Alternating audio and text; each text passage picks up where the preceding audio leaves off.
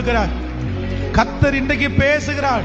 மகளே, எல்லாரும் உன்னை தனியாய் விட்டு விட்டு கடந்து போனார்களோ, யாருமே உன் கூட இல்லையோ, தட்டி கொடுக்க வேண்டிய, உற்சாகப்படுத்த வேண்டிய பல, உன் கூட சாகிற வரைக்கும் நான் இருப்பேன்னு சொன்ன நிறைய பேர், இந்த காரியத்துல நான் தான் உன்னை நடத்த போறேன், நான் தான் உனக்கு செய்ய போறேன்னு சொன்ன நிறைய பேர் உங்களை கை விட்டுட்டாங்கல்ல, உங்களை தனியா விட்டுட்டு போயிட்டாங்கல்ல.